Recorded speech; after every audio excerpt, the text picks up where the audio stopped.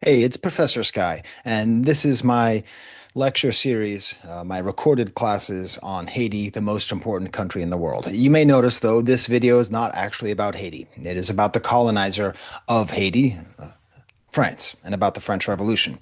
And I wasn't going to actually make a video of this because, it's kind of offensive to, to have a whole class and say it's about Haiti and then just talk about France. But I'm going to record this and share this for two reasons.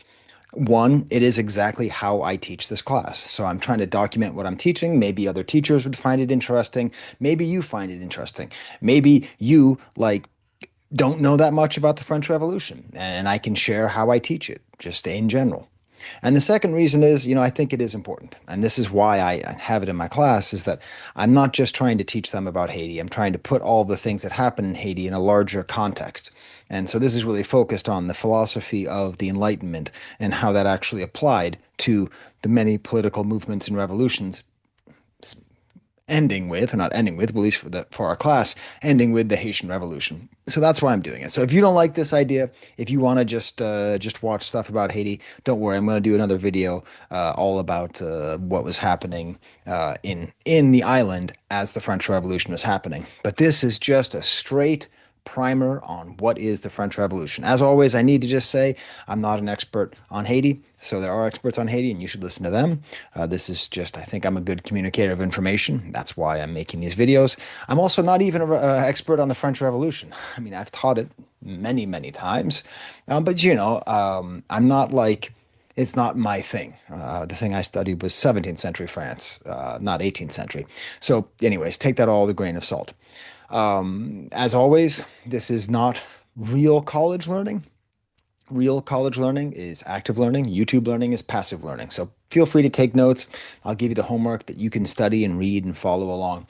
But for now, let's just get into it. Let's get into this class, which again is made mostly for freshmen. And let's see what I said about the French Revolution. All right, let's share PowerPoint. Right, let's get this up here. Continue to share. Good. So in general, I try to share my sources. It is just a lifetime of trying to figure out how to teach this stuff. I try to do a mixture of anecdote, art history, history, all that stuff to try to get people to enjoy and find out about the French Revolution. So I don't know where I got all this information, all sorts of history books and teaching books and things I learned. So you can listen to Mike Duncan's excellent series on the French Revolution as well on the Revolutions podcast. I have, but that's not where I got all this. This is just how I teach it.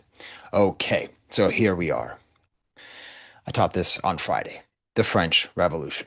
And now the first question is, well, I always start my classes the same way. How dare I forget? Students and friends, I am Professor Sky. My name is perhaps known to you. I've undertaken to teach about Haiti. I want complexity. I want,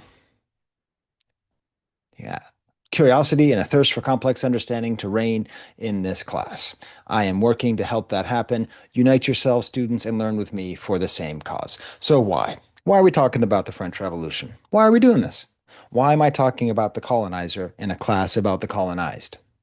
Why am I talking about the people who benefited, as we learned from the last class, from slavery, as opposed to the people who are suffering from it? Well, it's a larger contextual question. The thing I pointed out in my last class is you can just sort of say when you think about what's going on in France at this point, and what was going on in Haiti, and the way that everyone was using pseudoscience to justify terrible philosophies and all that. Like, I thought there was an enlightenment. During this whole time, we were supposed to be entering an age of enlightenment where reason should prevail. A brief, ridiculously brief summary of what the Enlightenment meant and what it did. Reason over superstition and tradition, humanism over church dogma, democracy over monarchy, and equality over hierarchy. In general, that's what we're looking for. So when we're talking about the states of things in Haiti, which was at this point known as Saint-Domingue, the colony, yeah, none of this stuff is going on here. It's we're not really in the Enlightenment. So I think I have to pause the video so that I can go help my daughter downstairs. I'll be right back. Wait, my screen sharing is paused, but not my recording. Okay, so let me pause the recording. Anyway, she seems fine, just settling down for a nap here. So, when we think about the Enlightenment, I don't think it needs to be dismissed just because people weren't living up to its ideals. We're going to be talking about some very prominent Enlightenment thinkers from France, like Diderot, who said, as I said in the last episode, last class, let the colonies perish rather than be the cause of so much evil. That's what he said about slavery. So, someone who's very powerful, who actually was part of the group of people who started the first encyclopedia just to spread information to the masses. His principle was that slavery was evil. All right, or take Jean-Jacques Rousseau. Man was born free, yet everywhere he's in chains. And I never believed man's freedom consists in being able to do whatever he wills, but that he should not by any power be forced to do what is against his will. Perfectly fine anti-slavery rhetoric. Definitely the strongest of these is Montesquieu, most impossible name to pronounce. Just do Mont and then just start throwing vowels out there. In 1748, he released The Spirit of Laws. And I'm going to read this to you, although I can't see because my thing's a little bit funny. So, were I to vindicate, one second here, were I to vindicate our right to make the slaves of the Negroes, I would make these arguments. The Europeans, by the way, he's speaking in pure satire and irony, okay? He believes the opposite of what he's saying here. That's the point. The Europeans, having extirpated the Americans, were obliged to make Africans for tending to such tracts of land. Sugar would be my computer. I'm just losing my mind here. Sugar would be too expensive if the plants which produce it were cultivated by anyone other than slaves. Okay, he's speaking facetiously here. This is the justification. It's too expensive. It is hardly believed that God, who is a wise being, should place a soul, especially a good soul, in such a black, ugly body. Again, this is satire. This is not what he believes. As a reminder, if I use words like Negro or black or colored or slaves instead of enslaved people, it's because I'm using quotes and I'm discussing historical terminology, not accurate terminology for 2025. They prefer a glass necklace to that gold which polite nations so highly value. Can there be greater proof of them wanting greater sense? It is impossible for us to suppose these creatures to be men, because allowing them to be men, a suspicion would follow that we ourselves are not Christians. Weak minds exaggerate too much the wrong done to Africans. For were the case they to state it, would the European powers, who make so many needless conventions among themselves, have failed to enter into a general one on behalf of humanity and compassion? This is the boom right here. It's impossible for us to suppose that these creatures, these people, are human beings, because if they are human beings, then we are not Christian. One of the greatest sort of smackdowns of reason in the face of racism and immorality there's ever been. Montesquieu. But let's go back to what C.L.R. James said. Okay, the great scholar of Haiti who wrote The Black Jacobins, a book which I cite in every single class. Let's not forget what he said. I told you about this last class. This was how he thinks of all of these grand statements by Diderot, Rousseau, Montesquieu. Such outbursts neither then nor now have carried weight, and wordy attacks against slavery drew sneers from observers which were not altogether undeserved. The authors were compared to doctors who offered to a patient nothing more than invectives against a disease which consumed him. I would like to invite you to think about any cause in which someone is acting on your behalf in an unjust way. If there's something that your government is doing, or some other government that your government is supporting, and you think that what's happening is terrible, it might seem like there's no point in saying anything, and maybe there is no point. If we follow this, you're just doctors offering a patient nothing more than an invective against the disease. Okay, you're just attracting the attention of others. But I'm going to be a little more sympathetic, maybe naive. Okay, maybe naive. Maybe this is coming from my position of privilege. Is it really useless? Is it useless to speak out against injustice? I'm going to say yes and no. Yes, for the reasons that CLR James said, you're not actually doing anything. So maybe you're just letting yourself off the hook by saying, "Oh, I don't know. My phone was made with slave labor, and now I'm speaking out against slaves. Stop slave labor." You know what I'm saying? Like, stop it. I'm good. I feel better because I know it and I said it. That's not the same thing as actually taking action. But maybe not. Maybe all of these enlightened theories helped to, in a roundabout way, way too roundabout way, but a roundabout way of bringing more actual freedom to actual people. Or maybe it helped to inspire the conditions under which actual people could obtain actual freedom for themselves, as is the case with Haiti. Why am I teaching you about the French Revolution? Because this French philosophy partly inspired the American Revolution, which partly inspired the French Revolution, and partly caused and inspired the Haitian Revolution. I think you can see all of these revolutions and this philosophy is all being wrapped up together as it seems as though a huge part of humanity just agreed all of a sudden, all together, that human beings are equal. And once they made that realization, they had to do something about all the inequality in the world. And I think we can see these revolutions as humanity trying to have its politics catch up with its ethics. So that's why I'm teaching about the French Revolution. And also, there are many echoes, many echoes that we're going to see. I'm going to be talking about things that happen in France. And even though in France, I'm talking about mostly wealthy, well-to-do people getting into fights about how to be ruled, we're going to see a lot of similar patterns pop up in the Haitian Revolution. We're going to see a lot of echoes. And I think it's important to find the similarities between those things because it's interesting and it might teach us something more general about the fight for freedom, no matter how you define the freedom, no matter how real your lack of freedom is. All right, let's go back to the sharing the screen here. Man, she's taken a while to go down. I went down, read her another book. She said to me, Poppy, I want to cry. So she says that sometimes. So when I start this lesson, I start off by talking about Louis the 14th, Louis the 16th, and about how he was perceived of as being a kind of weak guy, kind of weak, impotent, loser, nothing like Louis the 14th, Louis the 14th who died in 1715, just very far away, just a very weak leader compared to Louis the 16th.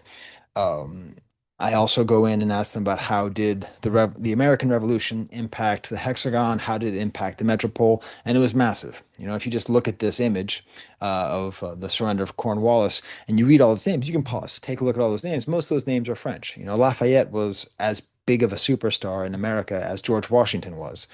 And why? Why did the French help America? It's because they believed in freedom. No, they just wanted to hurt the English. They wanted any excuse they could to hurt the English, and so they did.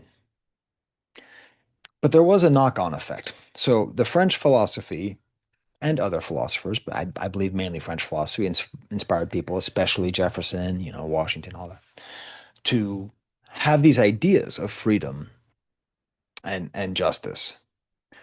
But what they didn't do. Sorry, I just got distracted because I heard my wife open up the door. I'm gonna go check and make sure everything's okay. I gotta pause the recording again. Things are crazy here at the house. Okay, we gave up on nap time. My wife's down there. Anyways, the American Revolution, partly inspired by French philosophy, would also help to really hurt the finances of France. This is just a weird fact. I often say the joke, if it weren't for France, America would be speaking English. We never would have won the Revolutionary War, and this happened to coincide with a really bad harvest. Bad harvest, which led to a famine. This is back in France. Flour costs more money. People are poor, and they are hungry, and they are starving to death. These are very good conditions for having a revolution. Them belly full, but we hungry. This is where Louis XVI makes a decision which seems like a good decision, and it was historically, I guess, in the long run, the right thing to do, but it was a bad decision for him as a king. There exists a thing called the Estates General. Now, I had to explain this to my students, and this is a really important thing to understand because the reason the French Revolution was so important is it helped to disrupt and destroy this particular division of basically a feudal organization, Feudal? Feudal? Yes. Feudal, you know what I mean, like feudalism, the feudal structure of society. And I ask my students, what are the three estates? And they're supposed to know. There's three. The first is the priests, the second is the nobles, and the third is everybody else. So I say, well, look at that. Look at how this works. Look at how it works, where 2% of the population is the clergy, which is to say the church and the nobility, and then the rest is everybody else. And who has all the power in society? Who gets to make all the decisions? Who gets to pay the least taxes? Who gets the least involved in all these things? It always ends up that way, which is why I say there are echoes. Now, obviously, the third estate is in no way comparable to enslaved people in terms of what they suffered, but it is a similar question of how long can a large group of people be treated in a way where they feel like they have no autonomy until they lash out and try to gain that autonomy. That's the universal question. It's not a equivalence, but it's an echo. These things are going to echo. Here's some more imagery. I ask my students which one do they prefer. They like the one with the old guy. I prefer the one with the rock. You can tell me in the comments which one do you prefer. So this is how, oh, and by the way, some of my slides are in French because I've taught this in French and in English. So what Louis the 16th did was things were so bad, he was so confused, he didn't really know what's going on. Everybody's really poor, everybody's getting upset. He thought he would call them all together. Like bring together all three estates so that all the parts of the government for the happiness of our subjects and for the prosperity of our kingdom. That's what he asked for. So you have to remember a lot of the king who we've been talking about the most in this class is Louis the 14th, the guy who promulgated the Code Noir, etc. Right? Colbert was his general. When we look at the uh, Hall of Mirrors in Versailles, which I say again, you really should go there and visit it. It's a beautiful place to visit. Just be careful because it is completely coated top to bottom in blood. It's all made off the blood of enslaved people. All that sugar went into making this beautiful hallway, but you should still go there. It's still beautiful. There's a painting there, which I think shows Louis the 14th's vision compared to Louis the 16th. Louis the 14th's vision is the king governs by himself. That's the way that he perceived of it. His power was complete. He didn't need to confer with anybody. As a reminder, Louis XIV's nickname was Dieu donné, which means God given, because all the kings of France were, according to popular mythology, according to what people in France believed, chosen by God. So God gave Louis XIV the power to choose by himself. And now we have Louis XVI saying we need help of our faithful subjects. Louis XIV would not be happy. So what he does is he asks, "Hey, does anyone, you guys cool with everything? How's everyone doing out there? Are we doing well? Do you think I should do anything differently?" Which is not a good thing to do to ask angry, scared, hungry people. So they whip up a list of grievances, all three estates, and we're going to see some people in Saint-Domingue, future Haiti, are going to be making some grievances as well. That's going to be for next class. Right now, we're just staying in France. The echoes are going to be louder when we get to the next class. They're presented to the king at the Estates General, and this is going to, oh, I'm going to skip through a bunch of steps here, and this is going to lead to all three groups getting together in a jeu de paume, which is like a game that's like tennis, but is not tennis. But they call it the tennis court oath because I'm going to go on a little side note here. France had a game called Jeu de Paume, which means like the game of the palm, and it was very close to what we now call tennis. French aristocrats during one of the many wars with England were taken in war, and they practiced this game in England. And when they would get ready to go, they would say, "Okay, hold on, I'm going to go." And the way you say "hold on," you say "tenez." So tenez, tenez. So the British people heard it and they said, "Oh, I think this game is called tennis." And then it comes back into French as tennis.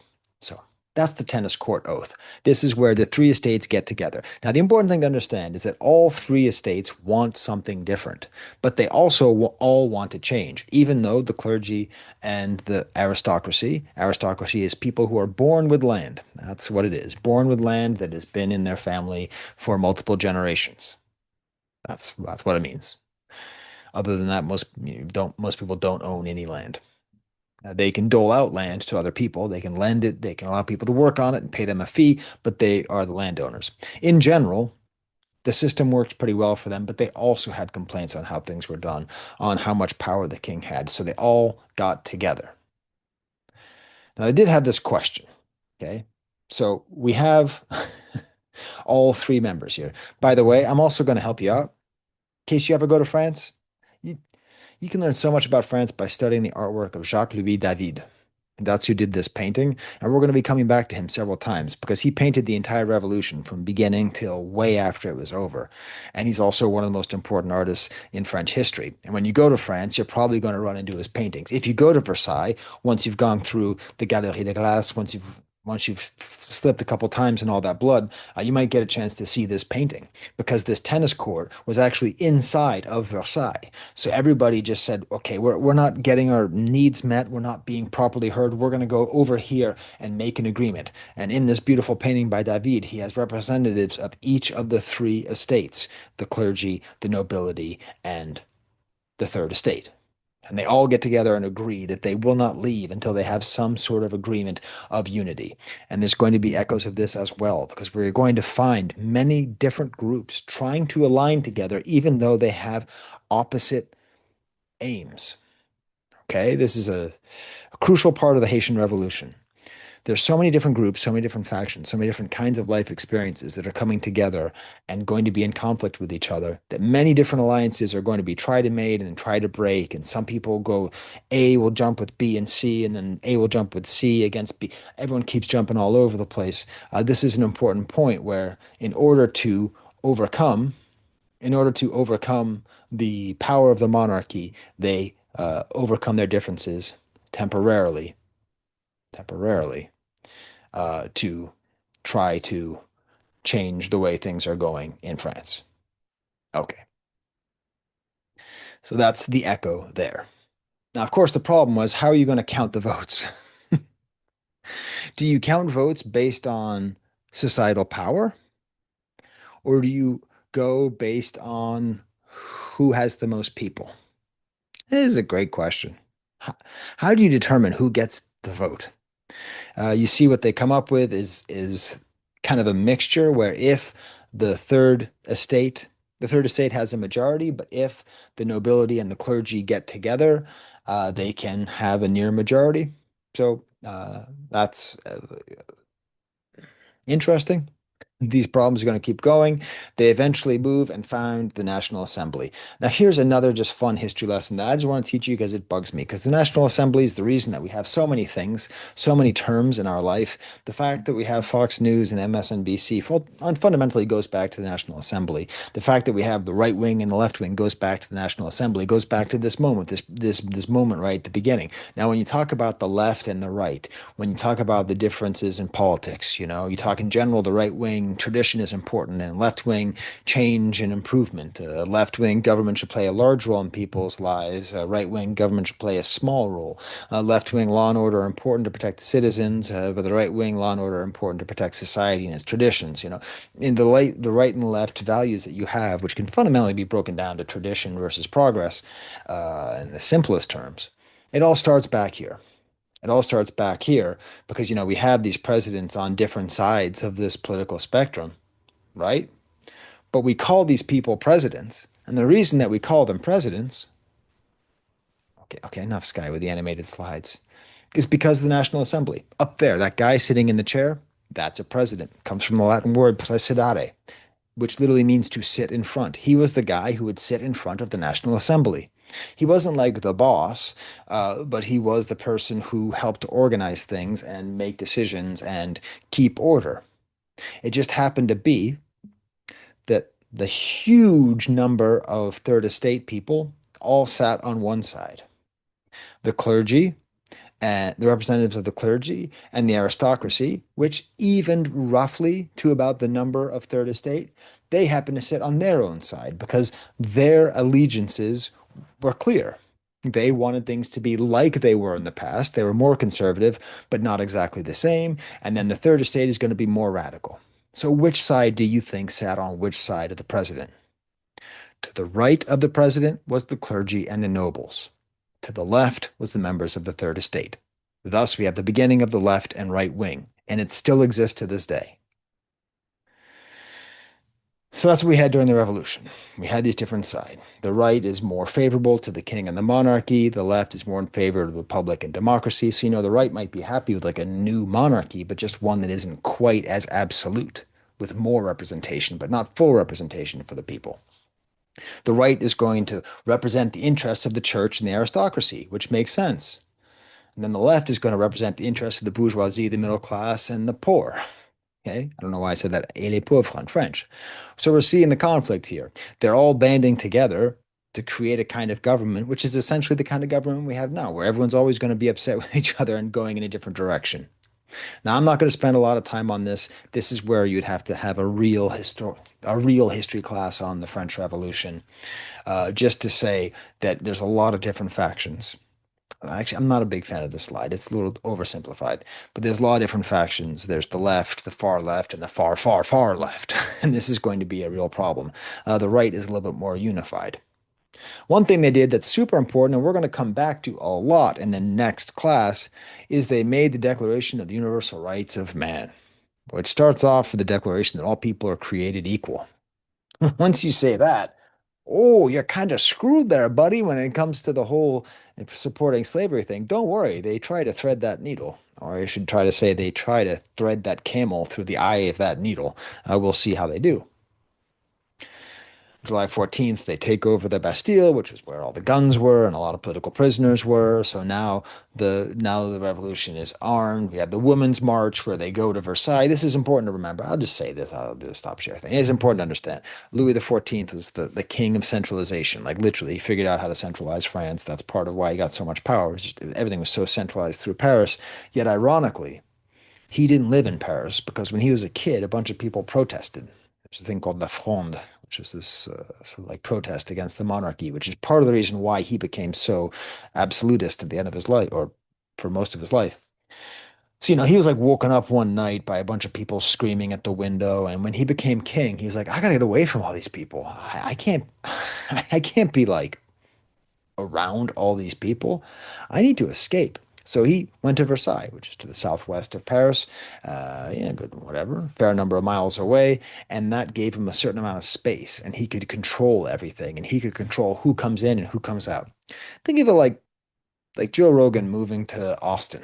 It's sort of that kind of idea. Like he could remove himself from other people so he could establish centralized power around the cult of his personality.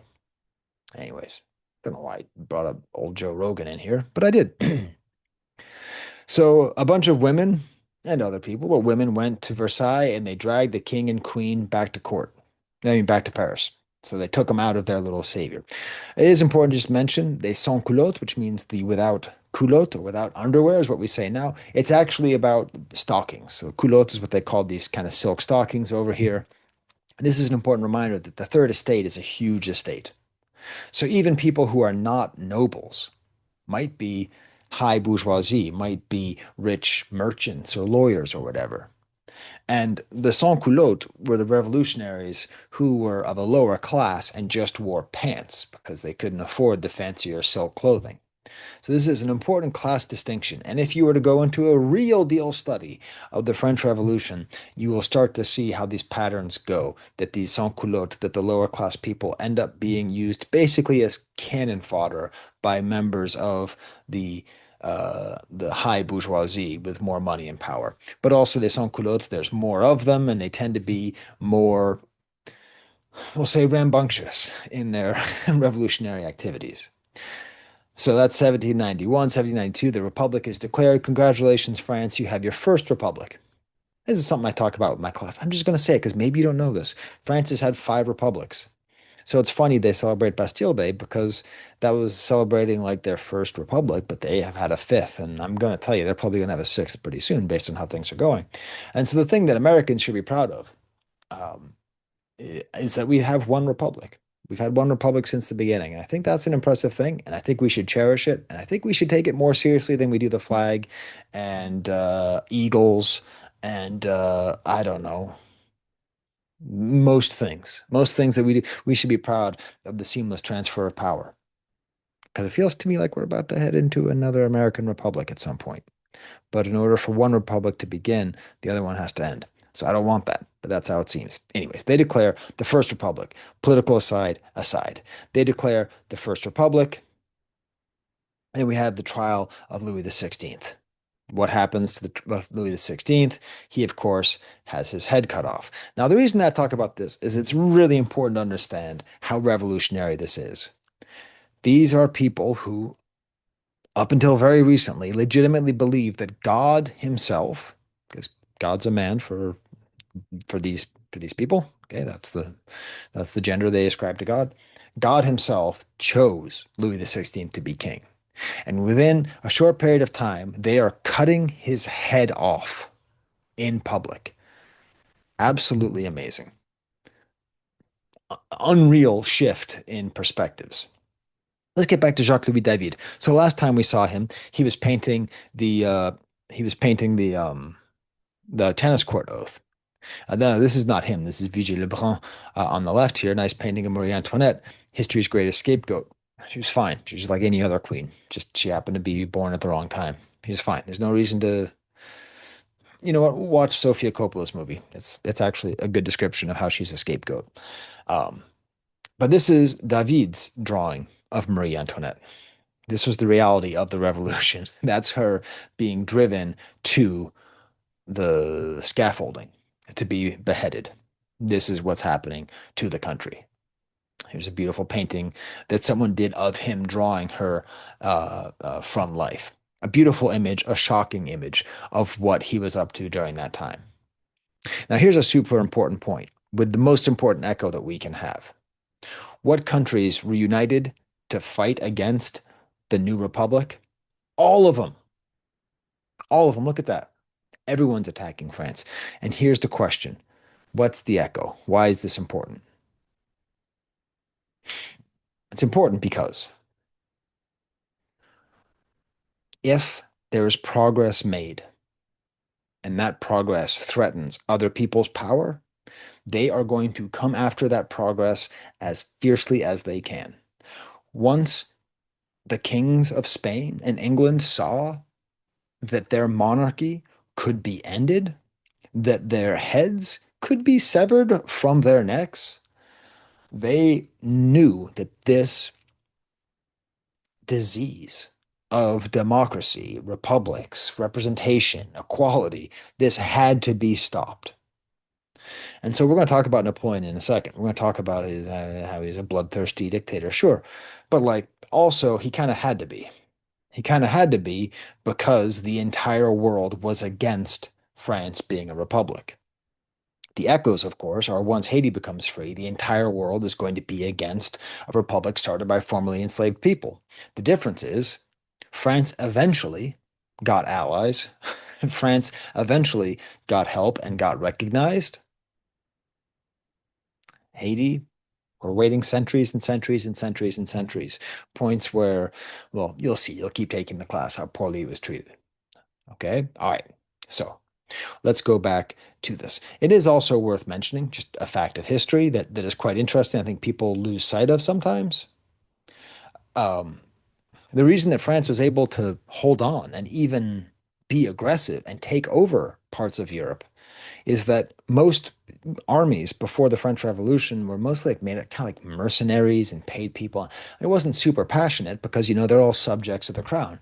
Once they all became citizens, once they all became members, who are they fighting for? They're not fighting for some guy sitting in Versailles. They're fighting for themselves. They're fighting for their families. They're fighting for their country. So the French army was way larger than everybody else's army. Again, watch other or read other materials to get specific numbers. I'll just tell you it was enough to be able to actually turn the tables and almost take over all of Europe just with the power of enfranchised soldiers. But you know, around this time too, we're talking 93, we got the terror, where we got 16,000 people killed. You know, who was killed during the terror? That's when the Queen was killed. That's when the Hébertistes were killed because they were too extreme. The Girondins were killed because they weren't extreme enough. The problem with starting a revolution is you might get carried away. You might start killing people. And once you start cutting off heads, more heads are going to get cut off. There's going to be echoes. The Haitian Revolution is not a nice story. It's not a peaceful story. It is not a story without absolute terror and horror. And this is part of revolutions at this time. America should also be proud that we never actually like went down the street hunting British people and like killing them in the town square. No, kind of interesting. Let's take the example of this guy, Marat, who was a montagnard, newspaper guy. He advocated for and ensured that all the political prisoners who were in jail were executed. 1,300 prisoners executed. Okay, not a good guy. Not, my opinion, not a good guy. I guess he saw that as expedient. That's the only thing we could possibly do. But 1,300 people killed for either being too extreme or not extreme enough. And this is the guy from this painting. So when you go to the Louvre in Paris, and you really should go to the Louvre in Paris, don't go and see the Mona Lisa. There's no point. Okay, there's no point. When you go to see the Mona Lisa, you wait in line for like a half hour. You can only get about 13 feet in. There's a glass. There's people taking flash photographs, which reflect off the glass. And the painting behind it is most likely a fake, with the real one being down there in the basement. St. John and Madonna on the Rocks is in the hallway right next to it if you want to see Leonardo. But if you want to see some great paintings, The Death of Marat is there, and this is a painting you have to see because much like the drawing of Marie Antoinette, when Marat was murdered, someone went and got David, and he drew him right there in the bathtub where he was murdered. And this is an important point because, this guy who's dead and is martyred is also somebody who martyred a lot of other people. Like he's kind of a bad guy, but also he was kind of a good guy who was fighting for what he thought was right in terms of his sense of freedom. So that's David. Beautiful painting. Who killed him? Of course, it was just some lady who was a Girondin, a different person in the revolutionary factions. And she, of course, gets taken away and she gets her head cut off. And she said, I killed one man to save 100,000. Maybe she did. You've probably heard the name Robespierre. Again, I could do an entire class just on Robespierre. We are going to be coming back to him briefly, probably in the next class. But he was part of the leader of the terror, he is known throughout history as the person who was the most responsible for cutting off heads. And of course, he's going to have his head cut off because basically anybody in history who says, let's cut heads off, they end up having their heads cut off. And we're going to see some echoes of that in Haitian history as well. The people who are sort of the most violent and the most bloodthirsty might end up being the people who suffer from bloodthirsty violence as well. So I thought there was supposed to be an enlightenment. That's the question that I've been asking. Reason will prevail. That's what we're thinking, right? Thinking reason will prevail. There's going to be an echo here. It's worth just taking a little bit of time because there's another echo that's going to be coming up that they couldn't figure out quite how to lead. Because if you don't have a king, if you don't have a single person leading, what do you do? I don't know. We get five people. I don't know. We get three people. And then Napoleon was one of those three people. And I'm not going to explain Napoleon for even more than like 2 seconds here. So don't get excited. I'm not going to do a Napoleon podcast. God damn. Napoleon takes forever to study. But part of what makes him so interesting was he took over here. And here's a couple of great images of Napoleon made by the one on the right is by David, the one on the left is by Ingres. So there you see him, when he was first consul, before he sort of declared himself emperor. And you see him as this kind of modest person who's trying to develop a reconciliation between the church and the state. Because also during the French Revolution, they tried to de-Catholicize all of France. They cut the heads off the kings on Notre Dame. Okay, of Paris, right? On the other side, you see him as this great figure with the scared horse, but he's not scared. But the most important image I want to leave you with is another one that's found in the Louvre, is Napoleon when he is crowning his wife Josephine. He also had crowned himself. So this is what I want to emphasize. Yeah, that's the drawing where the painting was going to be him crowning himself. That this is where we've gone. Okay? This is where the French Revolution has gone. They decided they didn't want too powerful of a centralized figure. They did not want a monarchy. They wanted representation of the people. They wanted reason to prevail. And within a few years, Napoleon declares himself emperor. And we have Louis the 14th over here. And one can only imagine One can only imagine, even though Napoleon, was like a minor nobility. So, he's not worthy of the king. And he still started off as a bourgeois guy. His story is amazing. Please, dear God, study Napoleon. He's the most interesting, probably, I don't know, maybe the most interesting person in the world, at least in terms of like being a part of huge moments and making huge moments. The Ridley Scott movie is fine. It's not everything, but it's fine. Um, but that's where France went. And that's where we're going to see echoes. We're going to see a bunch of people who are trying to be free and try to create freedom, and then they're going to end up replicating the systems of oppression and control that they suffered from. This is a historical problem. This class is partly about corruption, the corruption of power, and how people who use their charisma, who use their strategy, their strength, their intelligence to fight for freedom and equality, thereby obtain power, and then through necessity, through fear, paranoia, through selfishness, they become increasingly dictatorial and they end up becoming the thing they sought to destroy. And then someone else has to come up and destroy them. And then they become the thing they were sought to destroy. It's just the cyclical nature of all this. So there's my very brief, the history of the French Revolution in 45 minutes. It does not doing it justice. But I hope you get the point here that like this is the time. We're here, and the philosophers are talking about freedom, talking about equality, hoping to ban hierarchy. And we see in Europe these stumbling moves towards it that, of course, ends with Napoleon. And we're not done with Napoleon in this class. Napoleon is a great villain in this class. We'll see. We'll come back to I'm not done with you by damn sight, Napoleon. But still, I hope you see it and I hope you see the echoes. And I'll see you in the next class where we'll actually talk about Saint-Domingue, the island that will future be known as Haiti. All right, there's a camera.